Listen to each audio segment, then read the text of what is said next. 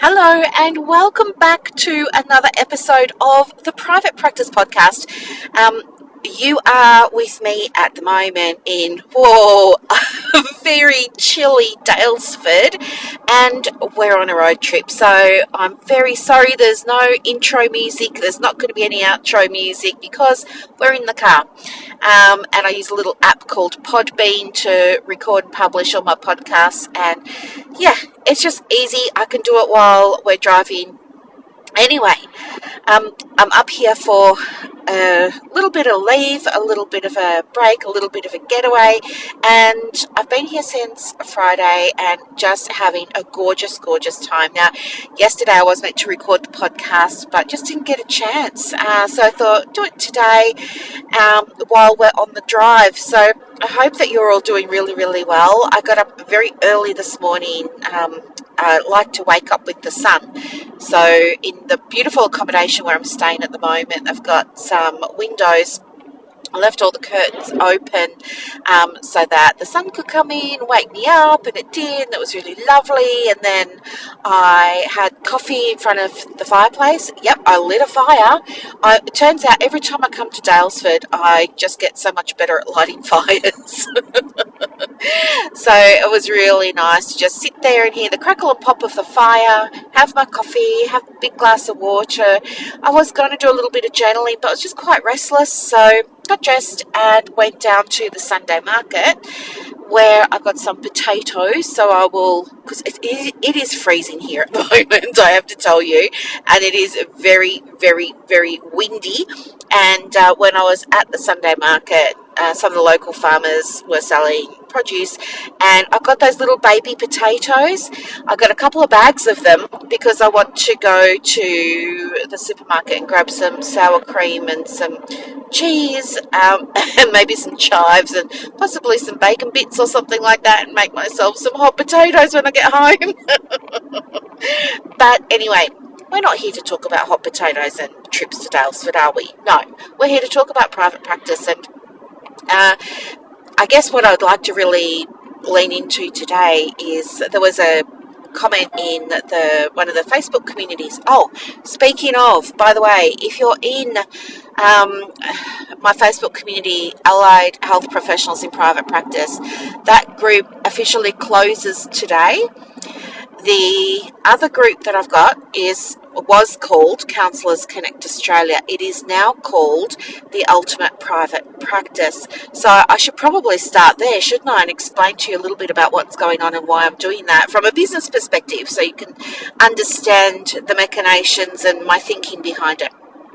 Okay, so I want to simplify and streamline everything. Simplify has been the word of the year, and it's really important to me just to try and make this business pretty much run on its own, because I need the time, as you know.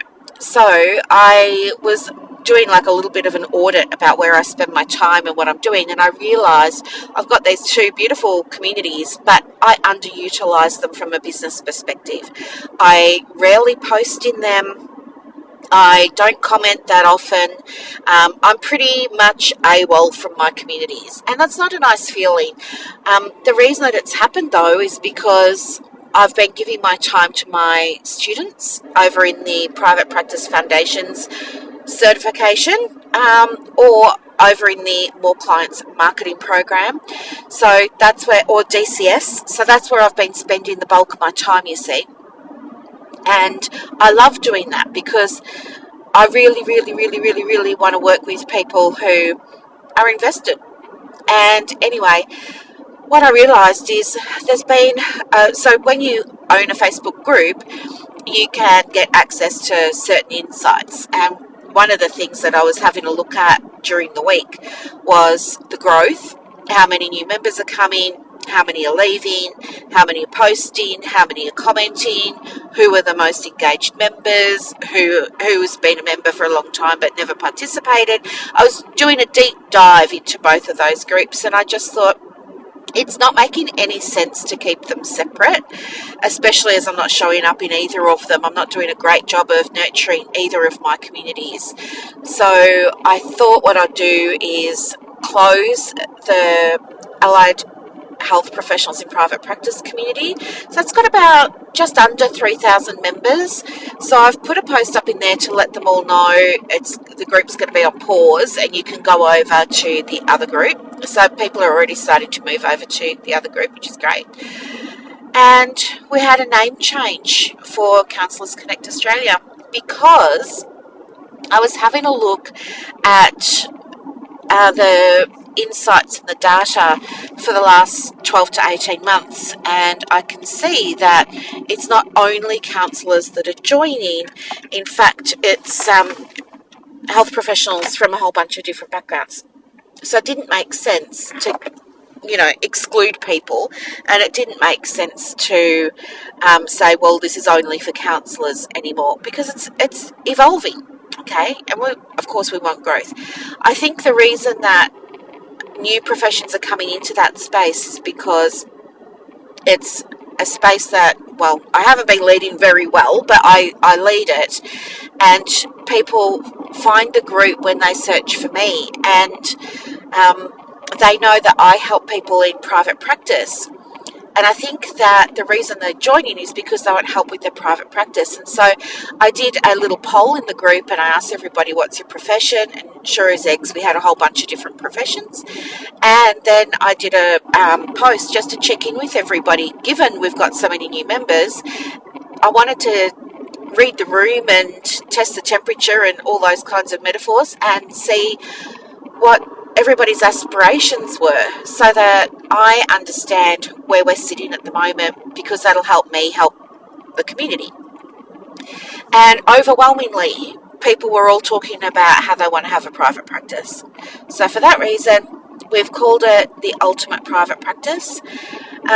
Why did I call it that? Well, again, just business perspective, just come with me with your business head, because you might be thinking of having a community too, and I do recommend it. They're a fantastic way to build your audience, get seen, get known, build those relationships, build connections, all those kinds of things, if you use them the right way, which I haven't been doing over the last 6 to 12 months. When you if you're going to have a free community, when you go to name it, it's always a good idea to use the formula adjective, adjective, noun. Adjective, adjective, noun. And the reason why is because we want to make it easy for people to find you.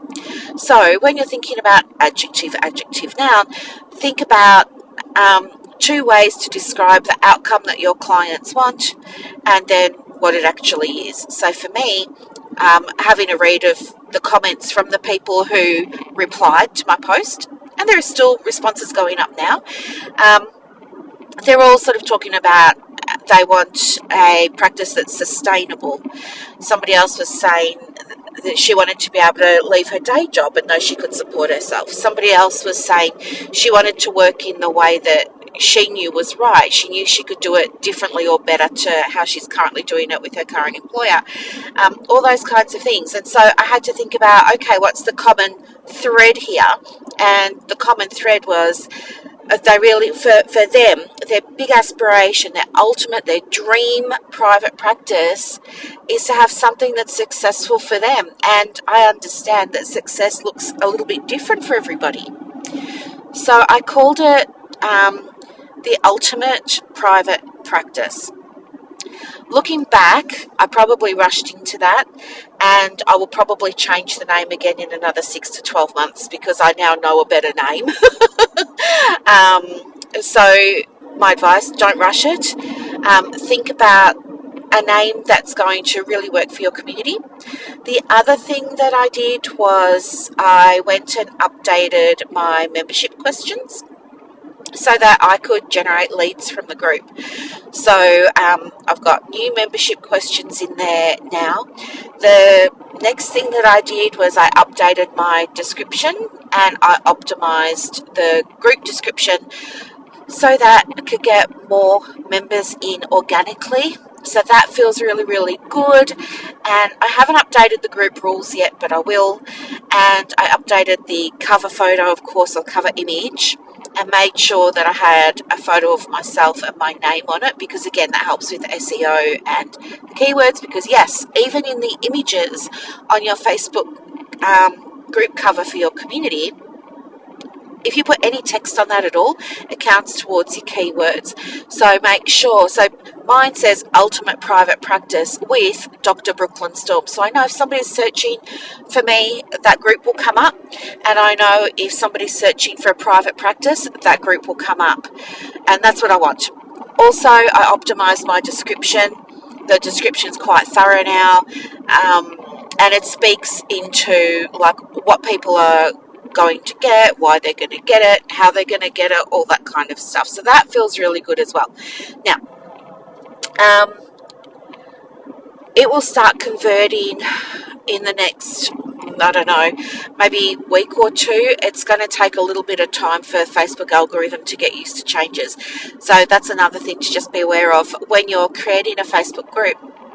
And you do go and make some changes, don't expect instant results. The reason why is because it takes a little bit of time for algorithms. You know, we always hear about algorithms, and they're not bad. They're not bad at all.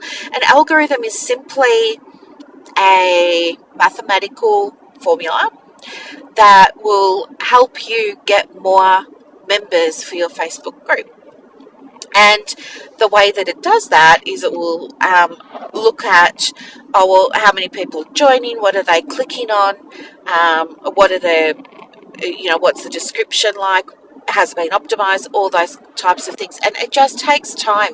You need a few members to start joining and start interacting and things like that. And that's called warming it up. So we're warming up Facebook.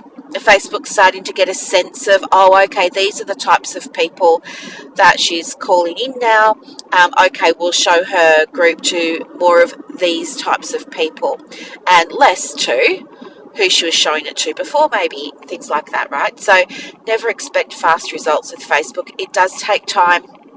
I'm probably going to leave it alone now for a month or two and just watch it. So I'm tracking, like I've taken screenshots of all my insights and everything now, and I'll check in on them in 30 days, and then I'll check in on them on another 30 days.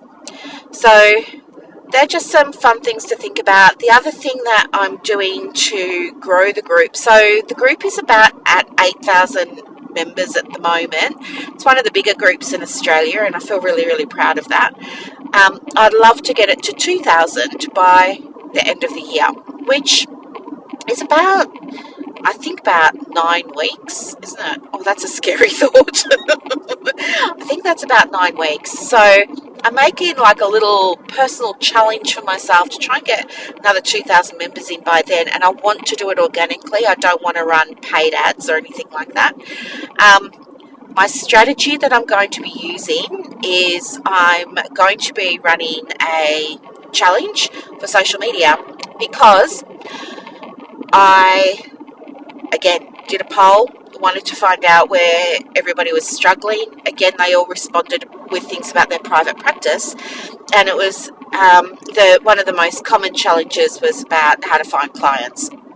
So then I sort of drilled it down a little bit more, and I went through all the comments in the group, and I could see very clearly that my members all seem to struggle a lot when it comes to using their social media to get clients.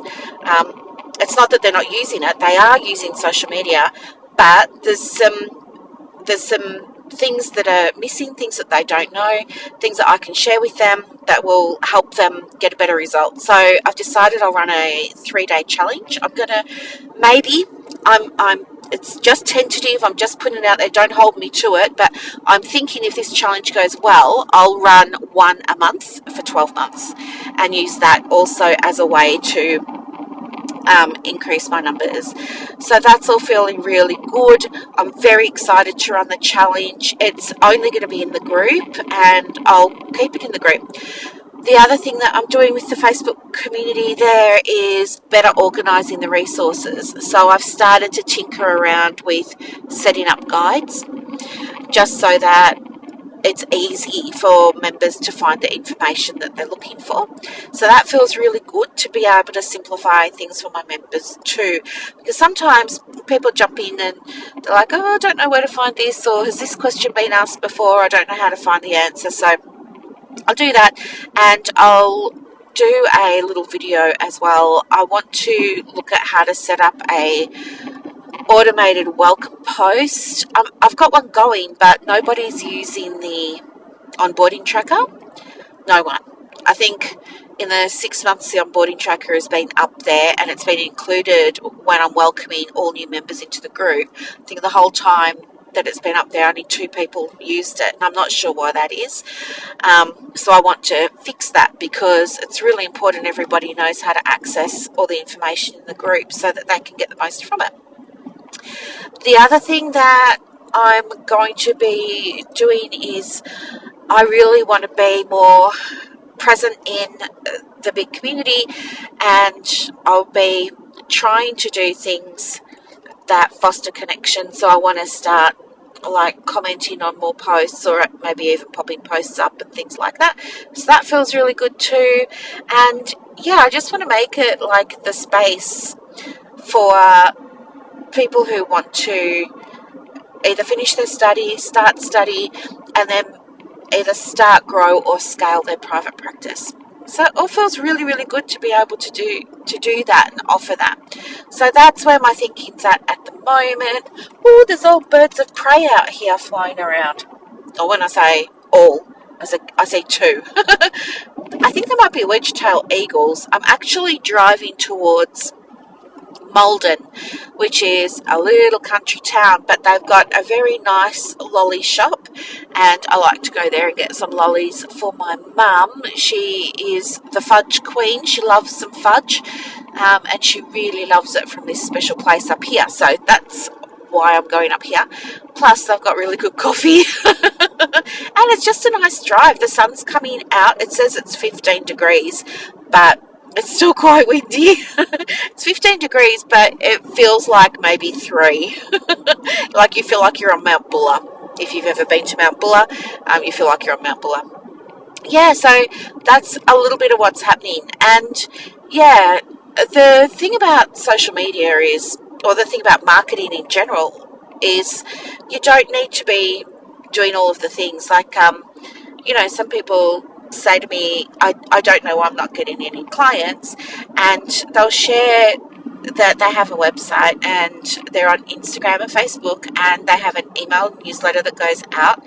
They're posting every single day. They're on Psychology Today. They're listed in various online health practice directories, all those kinds of things, and then they're dropping off flyers at clinics and wellness centres and schools and things like that, and they're doing networking, and they're doing so many things. And then they say to me, what am I not doing? What else should I be doing?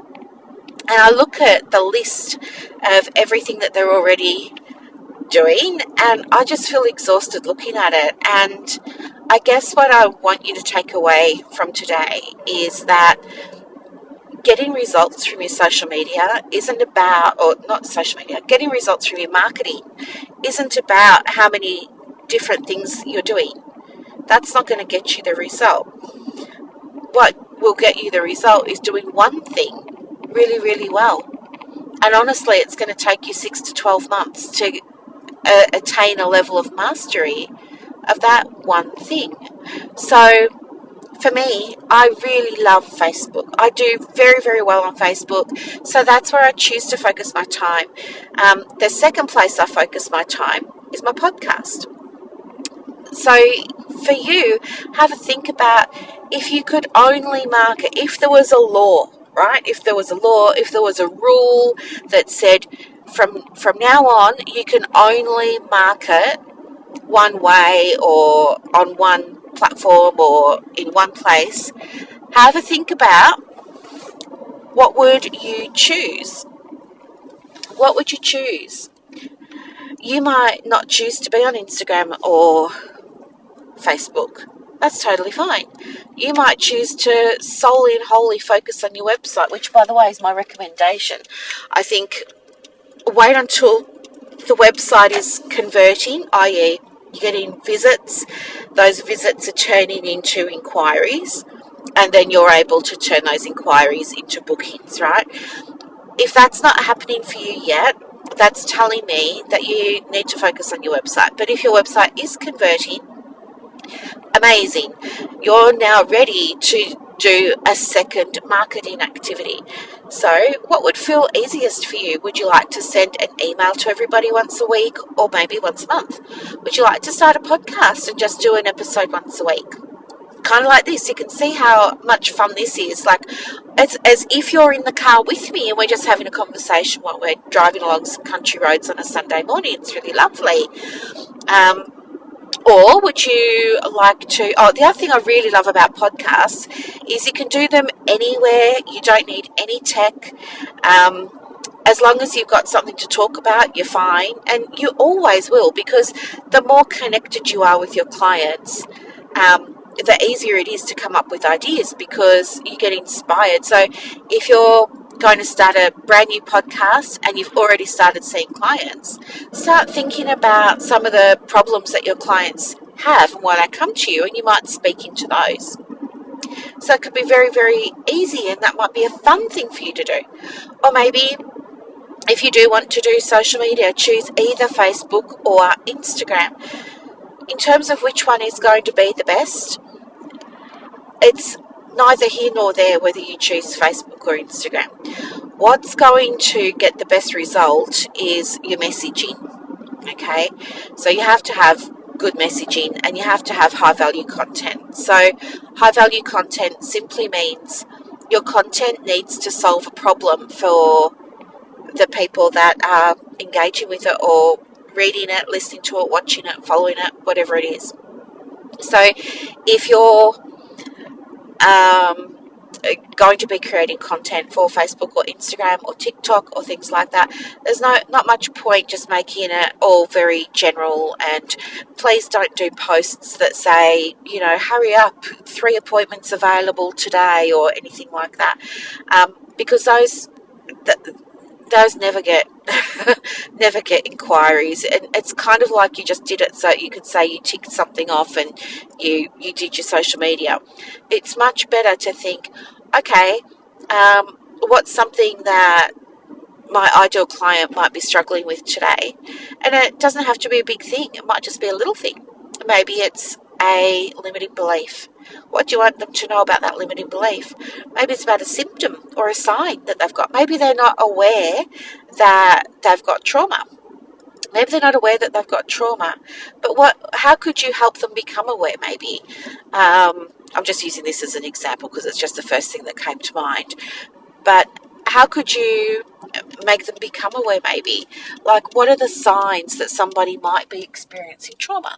Well, you could say, you could give some data on trauma, maybe.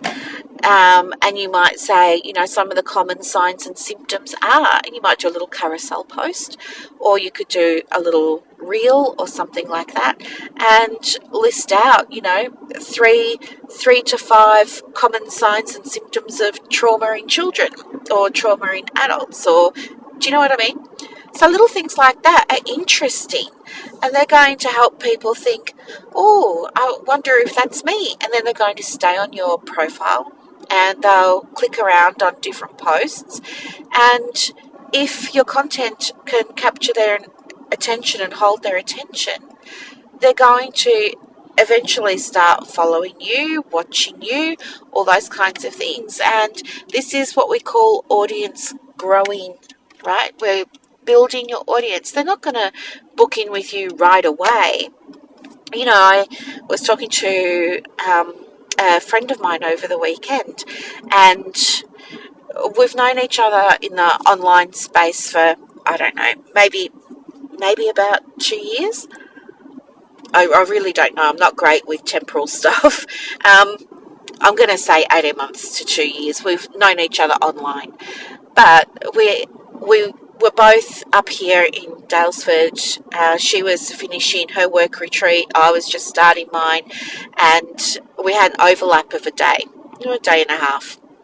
We decided that we were going to catch up, meet in real life, and it was lovely to meet her in real life. And one of the other things that was really, really interesting was, as we were driving along and chatting away, she said to me that because we were talking about how we came to know each other online and stuff like that. And she shared with me that she'd just randomly come across me through her workplace, and then she was curious. So people at her workplace where she was working were talking about me and one of my courses, and so she got curious, and so then she's jumped online and had a look to see who I was and what my courses were like, and then she just sort of popped it in the back of her mind, and then for a while she kept popping in and checking and seeing what I was up to and what I was doing and all these kinds of things. But she didn't end up connecting with me and joining anything that I was offering for, I think she said 6 or 12 months. So this is what I mean. You need to understand that people are going to take their own time to find a way to feel comfortable enough to join your community, whether that's a free one or a paid one, or maybe it's a course that you're selling, online course, or a little program, or your counselling, or your music therapy, or your art therapy, or your play therapy, things like that. Don't just think, I've posted every day on Instagram and still nothing, this isn't working.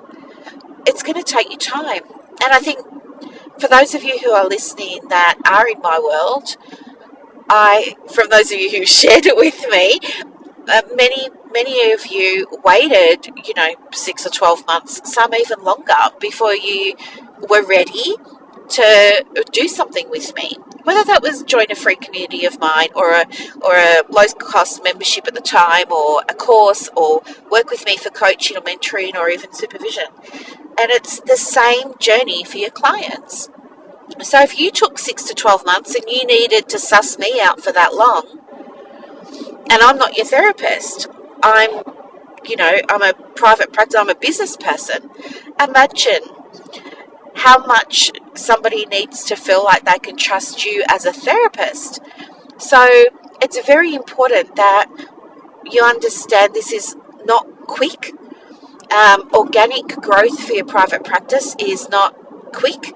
It's going to take you months of you showing up, even when it feels like it's not working. Because you might be thinking it's not working, but actually what's happening is there are people that are moving into your world that you just don't know about. I didn't know about any of these people until they started saying, hi, can I buy the essential forms? Hi, can I join your community? Hi, can I enroll in the course? Hi, are you available for coaching or mentoring? Right? I had no idea that these people were in my world for, 2 years before they introduced themselves to me. I had no idea. So the fact that it's not converting right now doesn't mean what you're doing isn't working. It just takes time, and you have to be mindful of that and be ready and prepared to spend that time. Now, you might be saying, but I need clients tomorrow. I understand that. You need clients tomorrow. If you need clients quickly, I guess the quickest and easiest way to get your clients is going to be through, I would recommend a Google ad. Don't do it yourself. Pay somebody to do it for you. Ask in our community for recommendations for people who have used a Google Ads person and find out who's good. And I would do it on recommendation from other therapists. I would not Google. I would not do a Google search for a Google Ads specialist or anything like that. The reason I would say go into our community and say, has anybody had success with Google Ads? Who did you use? I'm looking to hire somebody to do it for me, is because you will know that that person understands private practice, and they understand our clients, they understand our industry, they understand our niche, and they've been able to get results for somebody else. If you get somebody who's never written a Google ad for a private practice, it's going to take you a lot more money and time with testing the ads, A/B splitting, all of the things. It gets quite technical. And if you don't have money coming in, that could be money ill spent. So please get a referral from somebody and do it that way. But a Google ad would probably be the quickest way. But hopefully you're not even in that position, because it's not ideal that you open your practice and then start looking for clients. It has to happen the other way around, which feels weird, and it feels really, really strange, doesn't it, to say, go and get your clients and then open up the practice. But the thing is that marketing takes 90 days minimum. 90 days. So if you're going to say, I'm going to open up my practice in the new year and I'm going to make it open, let's just say from 1st of January, then you need to have a marketing plan with a marketing strategy for one thing. One thing, right? So when I say one thing, I mean one way of marketing, whether that's going to be your website. Most of you will be your website. Okay, and focusing on one service. So I know some of you offer counselling, and then groups, and then online courses, and then all these things, right? You just want to do it for focus on your website and focus on one service. It's probably going to be your counselling. You're going to do that for 90 days. And what will happen is you'll be able to open up the doors to your private practice virtually or in real life. You'll be able to open up the doors, and on your first day have appointments in the diary that are prepaid, so the money's already coming in. Right from day one, you've now got what we would call a growing private practice, right? We're already starting to grow. The problem happens though when people get excited, they finish their qualification, and then they want to go and open the practice, and then they start looking for clients, and then the desperation kicks in and they market in a desperate way, and it doesn't work. So avoid that. If you're already in private practice and you're struggling to get clients, what do? Well, you go back to your marketing plan and you go back to your marketing strategy, and you start to focus on that and only that. This is for you. This is going to be about doing less, because you're probably having, as we said before, all the things. You're probably on the website and Instagram and TikTok and YouTube and a blog and a newsletter, and you're probably doing all of the things. It's too much, and you're spreading yourself too thin.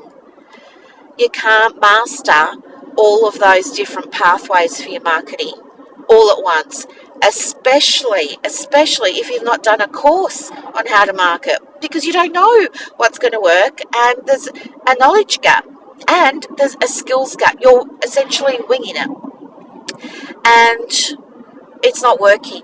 So for you, the plan moving forward, and you can start it from today or tomorrow if you like. If you haven't written one, go and write one. If you're in the Private Practice Foundation certificate, there's a marketing plan in there, one pager. If you're in the More Clients, you've got comprehensive marketing plan templates in there. But go and write your marketing plan for the next 90 days. And then think about how you're going to implement it. That's your marketing strategy. And then go and put that marketing strategy in the diary so that you know every single week what the focus is, and maybe even break it down further and say, well, this is what I need to do each day. And they don't always have to be big things. Okay, they don't always have to be big things. Like if it's your website that you're going to focus on for 90 days and you want to increase traffic or you want to increase inquiries, then your strategy is going to be things like do the SEO of the homepage today, do the SEO of the services page next Monday, do the SEO of the frequently asked questions page on Wednesday. So you're going to be doing things like that. You're going to be making sure you've got all your alt text on the images. You're going to be removing any stock photos and putting original photos. You're going to be doing all those things for the next 90 days. And then you're just going to leave it for 90 days to let it do its thing, right? So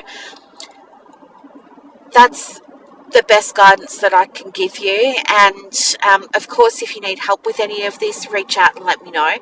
I love helping with marketing and all those kinds of things. It's totally my wheelhouse. But yeah, so I just wanted to touch base with you this morning and say, sorry I didn't get to do this call yesterday. I hope that you're having a really, really lovely, relaxing weekend. I will touch base with you during the week for the Wednesday bite-size edition, which is all the actionable steps that you can go and implement to get a better result in your private practice. And yeah, obviously I'm on leave at the moment, so I am still on my social, but I'm only checking it every second or third day. But yeah, if you leave me a message and I don't get back to you right away, don't panic. I will get to you. I'm just trying to be good with my boundaries and, for my own self-care and well-being at the moment. Okay, my lovelies, have a beautiful, beautiful day, and I will talk to you later. Stay warm. Bye.